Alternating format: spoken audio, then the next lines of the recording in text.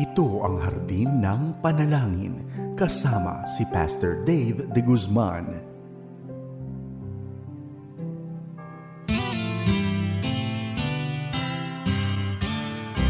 May harding mapananalanginan, doon si Jesus naghihintay. O kay ilam ng panalangin ang hardin, doon kay gandang manalangin. Tayong natulog sa luklukan ng Diyos sa hardin ng pananalangin. Isang magandang araw ng panambahan sa iyo, kaibigan. Kamusta ka na? Naway nasa mabuti kang kalagayan maging ang iyong pamilya. Walang masyadong alalahanin sa kalusugan ng bawat mahal mo sa buhay. Sa umagang ito, tayo ay mapapaalalahanan patungkol sa pagsamba. Yan ang ating tema ngayon. At yung aral na ating matututuhan, ito ang ating babaunin bilang pagharap natin sa ating Panginoon sa pagpapahayag ng ating mga papuri at pagsamba. Bago natin tunghayan ang salita ng Diyos, tayo muna ay manalangin.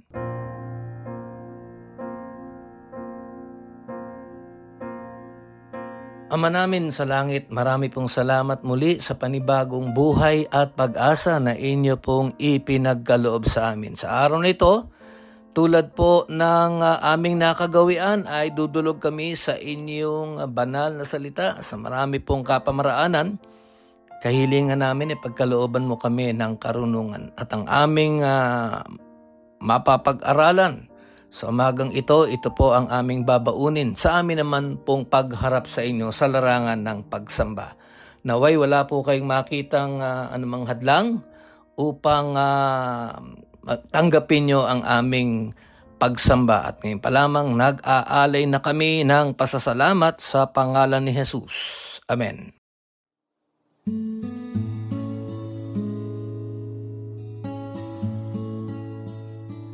Worship. Linggo kasi ngayon, tayong mga mananampalataya, ito ang araw ng ating pagsamba, Sunday. Literally because kaya natin ito ginugunita sapagkat sa unang araw ng linggo ang ating Panginoong Diyos ay nabuhay muli. Kaya tayo mga mananampalataya ay sumasamba tayo sa araw ng linggo. Kung hawak mo ang iyong Biblia, pakibuksan mo ito sa Aklat ng Mga Awit. Pag-aaralan natin ang Kabanata 75, mga talata 1 hanggang talata 5 lamang. Ngunit pagtutuunan natin ang pansin ang unang 2 talata. At ganito ang ating mababasa. Psalm 95 verses 1 and 2. Gagamitin ko lamang po ang Tagalog version. Sabi rito sa talata 1, halikayo, magsiawit tayo ng may kagalakan. Sumigaw tayo sa pagpupuri sa Panginoon. At talata 2, lumapit tayo sa Kanya ng may pasasalamat. Alam mo, pagka pinag-aralan mo tong unang 2 talata, ito ay actually isang paanyaya ng ating paglapit sa ating Panginoon. Sabi nga rito, let us sing for joy to the Lord. Ito yung English translation ng verse 1. Let us sing for joy to the Lord. Tapos yung verse 2, let us come before His presence with thanksgiving. Ano ba ang konteksto nitong buong Kabanata 75? Kinakailangan malaman natin ang konteksto para ang ating maituturing na pagsasapamuhay, ito ay angkop sa ating makukuhang aral. Alam mo yung context ng buong Kabanata 75, ito ay meron lamang 11 talata. At ito ay patungkol lamang, itong chapter na ito, giving praise to the Lord. Lalong-lalo na yung unang 7 talata. Kaya nga lamang, talata 1 at 2 lang ang ating kukunan ng aral. Ang mga kapahayagan o paliwanag nito lamang verses 1 and 2, ang maging portions of the other succeeding verses, ito ay isang paanyaya. This is an invitation for a great privilege of worship. Kumbaga sa ano tayo inaanyayahan sa isang napakagandang pribileyo upang tayo ay sumamba. At alam mo kaibigan, karapat dapat lamang ganyan. Kahit na hindi araw ng panambahan, maging sa ating mga personal study, meron tayong personal time to study the Word of God. Ganito yung dapat nating gawin. Tayo ay dumulog sa ating Panginoon sapagkat yan ay napakagandang oportunidad, napakagandang pribileyo upang ipakita natin hindi lamang ang ating pag-ibig sa Panginoon, kundi upang ipakita natin ang ating pagpapasakop sa ating may likha. Invitation for a great privilege of worship.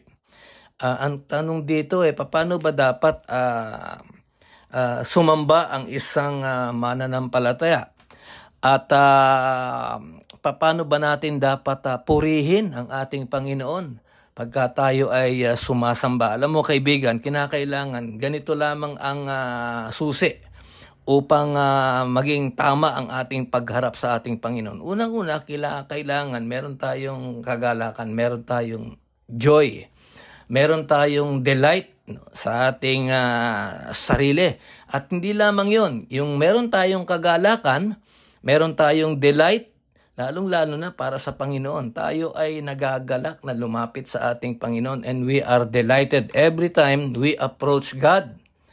Lalong-lalo na sa larangan ng pagsamba. At alam mo kaibigan, ang kapahayagan kung paano natin maipapakita na tayo ay nagagalak na humarap sa ating Panginoon. We are delighted to be in front of our Creator ay upang tayo ay mag-alay ng pasasalamat. Iyan lamang ang ilan sa mga paliwanag nitong verses 1 and 2. One expresses delight or joy by giving thanks to the Lord. At mamaya, pagpunta natin sa mga bahay panambahan, madalas ko pong sinasabi, pagka ang ating tema ay pagsamba, ang kinakailangan nating gawin, wag nating kalilimutan yung tayo ay nagpapasalamat sa ating Panginoon. Dito, the invitation sa kanilang sitwasyon, sa kanilang konteksto, the invitation is for the people, for the nation to come together for a celebration. Ano ba ang kanilang ipinagdiriwang? Pagka sila ay haharap sa Panginoon, alam mo kaibigan, ito ay patunay na sila ay natutuwa sa ginawa ng Panginoon sa kanila. They were delivered from their enemies. They were delivered from troubles. 'Di ba? From worries. Yan yung sinasabi natin dito. Inaanyayahan nung may akda ang buong bayan upang magtipon lahat, upang magdiwang. Yan. At alam naman natin yan, sa ating pagharap sa atin sa Panginoon mamaya sa mga bahay panambahan. Tayo rin ay nagtitipon, hindi ba? At tayo ay ipinagdiriwang natin ang araw ng ating Panginoon sapagkat nagugunita natin ang kanyang natapos na gawain. Hindi lamang yan, ang Diyos ay patuloy na gumagawa sa ating buhay kaya araw-araw tayo ay nag-aalay ng papuri at pasasalamat sa ating Panginoon. Ito lamang ang ilan sa mga aral dito sa talatang ito. At bilang mga mananampalataya, ngayon ay linggo, at ganun din ang ating ginagawa o gagawin. Ipagdiriwang natin ang katangian at ang ginagawa ng Diyos sa ating buhay. At bukod riyan, tayo ay nag-aalay ng pasasalamat at sa pamamagitan ng mga awitin na gagawin natin mamaya, nagpapahayag tayo ng pagsamba at pag-ibig sa ating Panginoon.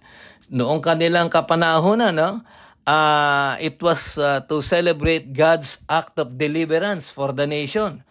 At alam mo sa atin na mga mananampalataya, ganoon din. We were delivered from our sin. Di ba? At how did people respond? During those times, they responded by offering gratitude through worship sa ating Panginoon. At ganyan din ang ating gagawin pagharap natin sa ating Panginoon mamaya sa pagsamba.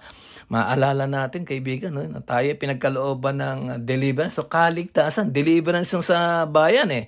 Sa atin naman, kaligtasan. Yan ang isang napakagandang karanasan natin. No? Pinakamagandang karanasan ng isang tunay na mananampalataya. At tayo, pagka tayo ay magdiriwang, how do we express our celebration? Through word and music. Yan. Kaya nga may mga awitan eh. Sila nung araw, may mga awitan din sila. At sa kapanahunan natin ngayon sa pangangaral ng salita ng Diyos, nakikinig tayo sa pangangaral ng salita ng Diyos, at as an expression of our gratitude sa ating Panginoon, tayo ay umaawit, nagpupuri tayo sa ating Panginoon sa pamamagitan ng awitan. Dito, the psalmist called the congregation to sing praises. Praises because of God's act of delivering them, no? From oppression, from troubles. At ganyan din tayo, kaibigan. Tayo ay nagpapahayag, no? Kung minsan, siguro, nagpapahayag tayo ng ating pasasalamat sa ating Panginoon. Siguro, kung minsan, ikaw, no? Personal, halimbawa, nananalangin ka. Nagpapasalamat ka sa Panginoon sapagkat nagunita mo ang kaligtasang mayroon ka nanggaling sa Panginoon. Nag-aalay ka ng pasasalamat through music also. Marami po ako mga kilalang mga ganyan, no? Bago sila magsalita, bago sila mag-aral ng salita ng Diyos sa kanilang quiet time, kumakanta muna sila ng mga awit ng papuri sa Panginoon, nagugunita nila ang kabutihan ng Panginoon, past, present, and even future, because alam naman natin yan. Pagdating ng takdang panahon, tutuparin ng Diyos ang kanyang pangarap sa atin, makakapiling natin siya at tayo ay magiging before His holy presence. Sa ating mga mananampalataya, yung act of praises, no? Any act of praises, ano man yan man ay sa larangan ng pagpupuri, sa larangan ng awitan, sa larangan ng mabubuting gawa na ginagawa natin, ay pinapakita natin sa Panginoon, ito ay nagpapahayag tayo ng ating pasasalamat at pagpupuri sa ating Panginoong Diyos sa kanyang ginawa sa ating buhay. Lalong-lalo na, kaibigan, huwag nating kalilimutan sa kaligtasang meron tayo. Kaya mamaya, pagharap natin sa ating Panginoon, tulad po ng aking paalala, naway walang maging hadlang upang tayo ay makatanggap ng mga pagpapala.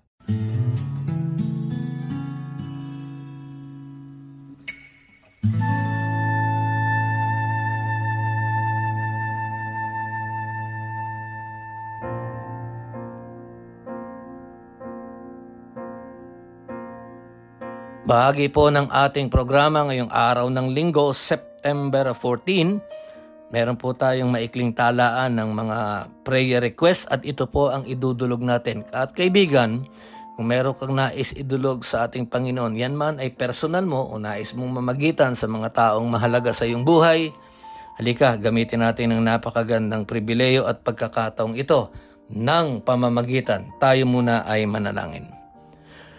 Ama namin sa langit, marami pong salamat muli sa napakagandang pribileyo na kung saan kami po ay makadudulog sa inyo sa larangan ng pananalangin. Hindi lamang po paan sarili, kung hindi kami po ay mamamagitan para sa mga taong malalapit sa aming buhay.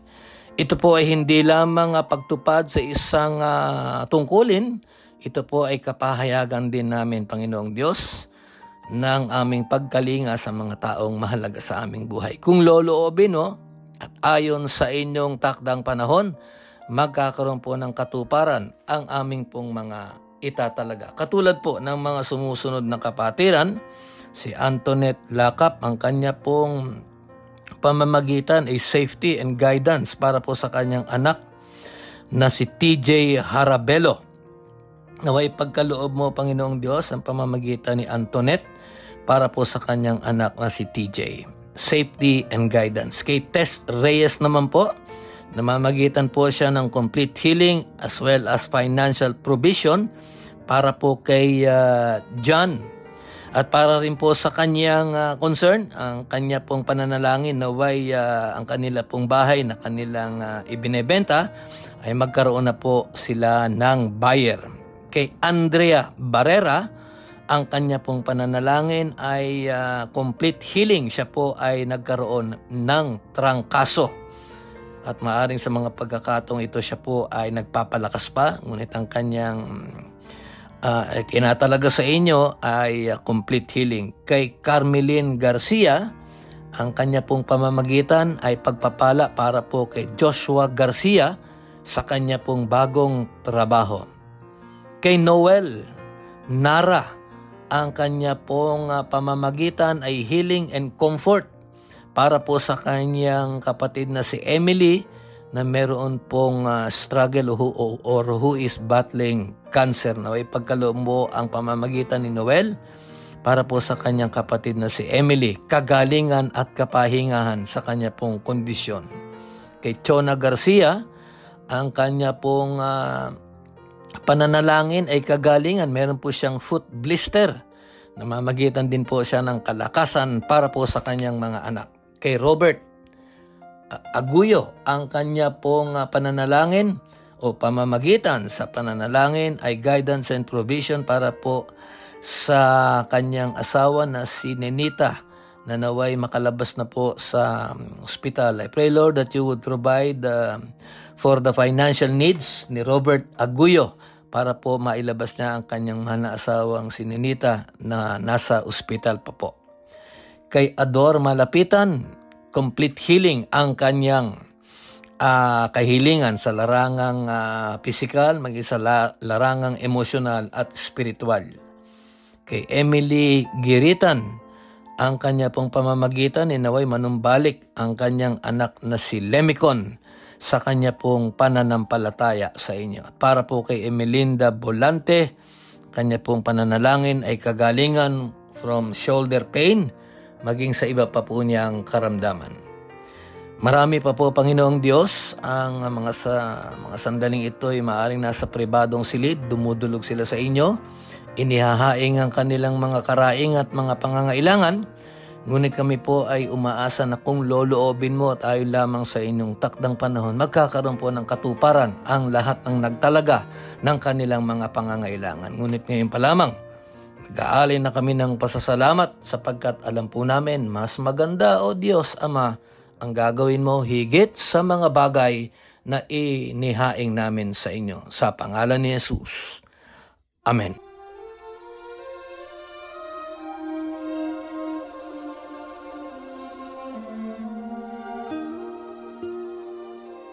Kaibigan, sa araw ng pagsamba, tayo ay hinihikayat, no? Tayo ay inaanyayahan na tayo ay lumapit sa Panginoon ng may kagalakan, may kapahayagan ng pasasalamat sapagkat patuloy tayong pinagpapala ng ating Panginoon lalong-lalo na sa pagkakaloob niya sa atin ng kaligtasan. Ipahayag natin ang ating pasasalamat sa pamamagitan ng pagtutuon ng pansin sa kanyang salita, pagpapahayag ng ating papuri sa ating mga awitan maya-maya lamang. Tayo ay manalangin. Ama namin sa langit, marami pong salamat sa paalala na amin pong natunghayan sa aklat ng mga awit. Ito po ang aming babaunin sa amin pong pagdulog sa inyo. Ang aming kahilingan, naway wala po kayong makitang hadlang sa aming pagsamba sa inyo.